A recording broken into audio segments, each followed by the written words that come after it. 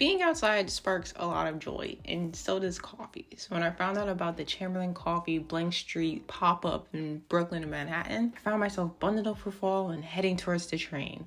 I was craving a pumpkin spice latte and was determined to deep throat this book all in one go. The Last White Man by Mohsin Hamid imagines a world where white people suddenly start waking up of color. I appreciated how Hamid, the Pakistani author, never specifies race. And terminology consistently centered itself around the word dark, or sometimes darker, with the occasional mention of big hair, which led to the primary thought in my head while reading this. Who was teaching white people how to nurture black hair? Who told white people about ash? But upon reflecting, I found this refusal to specify what darker actually meant to be rather important to the overall conversation. First off, it immediately forces the reader to sort of check what they're imagining when they imagine a character that's only being described as dark. This is pretty important because in America, we tend to view race as a binary, either black or white. Secondly, in refusing to specify race, Hamid makes it very clear that the microaggressions and racism that brown people face as a whole are pretty universal in present day. Though, of course, white people have their specialties for each of us in all of our respective parties.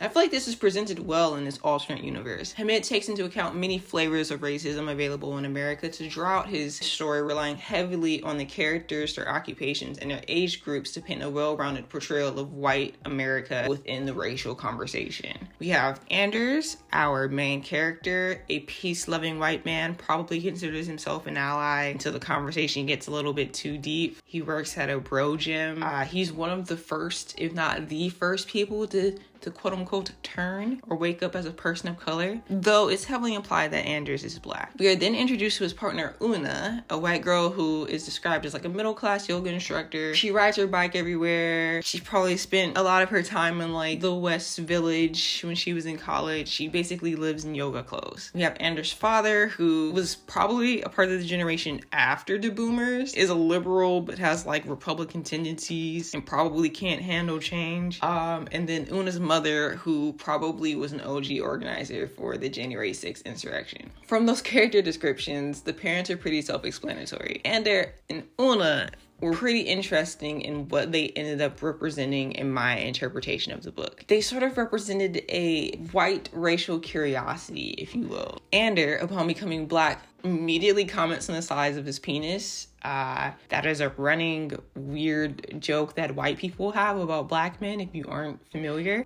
Then his character, though it never takes the forefront of the conversation, starts to sort of experience the microaggressions and sort of reacts to the sense of fear that people have of him. Not because they know that he used to be white, but simply because they know that he's black. You can sort of see him reflect the frustrations and somewhat of the anger sometimes that's associated with black men and their experiences being black and being feared and being tolerated. Ander then spends a decent amount of the book trying to befriend the one black dude that he works with, who happens to be a janitor. The main reason for this new desire to be this dude's friend is mostly because he's black and now Ander is black and he feels like that is a good chance to spark up this friendship. Una was someone I wanted to push for 97% of the book. First, she was super excited about having a boogly woogly with a black man, then immediately ghosted him until it became like a common thing for people to be changing. Then, as others began to change more frequently and there were less and less white people, she began to go through her timeline and like assess how dark her tans were in previous photos. And she started putting her pictures on like editing apps to make herself look black, and it was making like all these weird backhanded comments about the beauty of black women before she eventually decided to like just rock blackface, which was super cute to read. Super amazing experience for me. That was really great. This to me leaned hard into the concept of boxer braids, which are cornrows or acrylic nails, which have been notoriously deemed ghetto upon the bodies of black and brown women. Yet white people are now breaking their necks to achieve this same look, as well as full lips, something my mother was bullied for in the 80s. Yet white people are now sticking their lips in water bottles to make them swell, or drawing lipstick around their lips in order to make them look fuller. Atrocities, I say, across the board. And reading reading the concept for the book, I assumed white people would lose their minds if this ever actually happened. Complete mayhem. I imagined this book would take on a Ralph Ellison tone, but Hamid's approach was very mild. The story itself pretty much followed the path of 2020 nearly to a T. There were riots and then it got cold, but unlike in 2020, the tension literally just fell away.